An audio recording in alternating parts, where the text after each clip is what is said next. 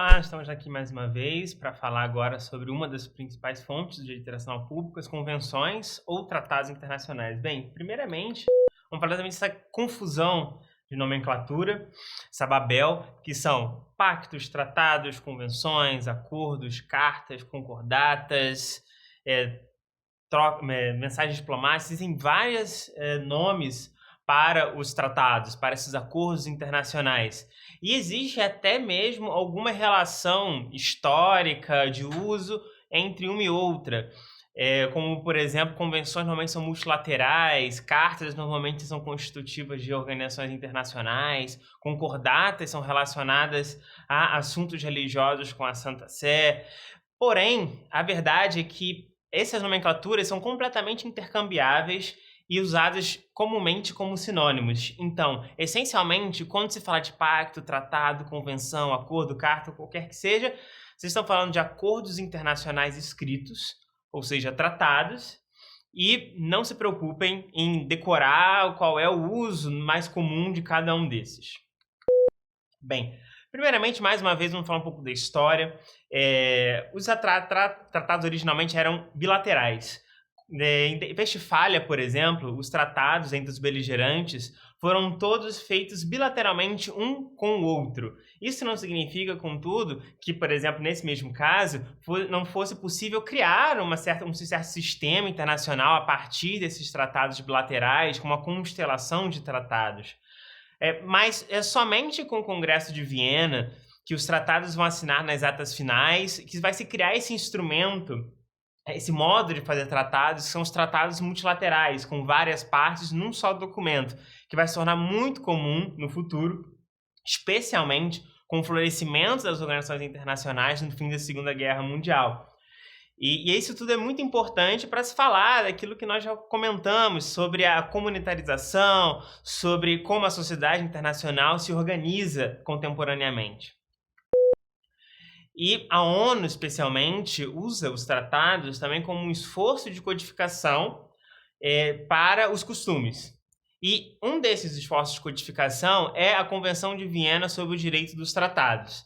A Convenção de Viena sobre os Direitos dos Tratados, ela codifica, então, os costumes que já eram realizados, ou seja, sobre as práticas que os estados já tinham acerca de como assinar um tratado, como é a validade de um tratado, como surgem, como funcionam seus efeitos, entram em vigência. Então, existem muitos países que são signatários da Convenção de Viena. Apesar disso, mesmo os que não são signatários necessariamente, estão vinculados ao costume que ela codifica, que ela expressa. E é importante dizer que a Convenção de Viena sobre os Tratados, ela é sobre relação de Estados, tratados, convenções internacionais celebrados entre Estados. Existe uma outra convenção, que é a Convenção de Viena sobre os Direitos Tratados entre OIs, entre Estados e OIs ou entre OIs, que ainda não entrou em vigor.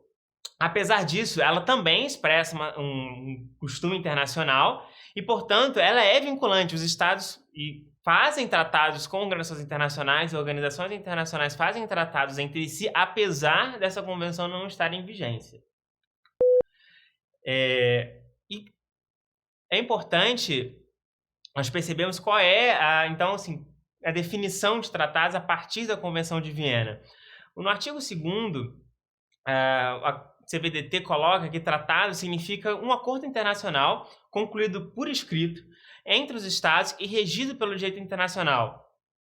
Quer consistir um instrumento único, quer dois ou mais instrumentos conexos, qualquer que seja a denominação. Ou seja, como nós comentamos, ele é escrito, ele é celebrado entre Estados, porque estamos falando da CVDT, e ele é regido pelo direito internacional, independentemente do nome que você dá a ele, e se é um instrumento, se é mais de um. E é importante agora falarmos dos acordos de cavalheiros, o Gentleman Agreement, que eles não são tratados e eles não têm força vinculante.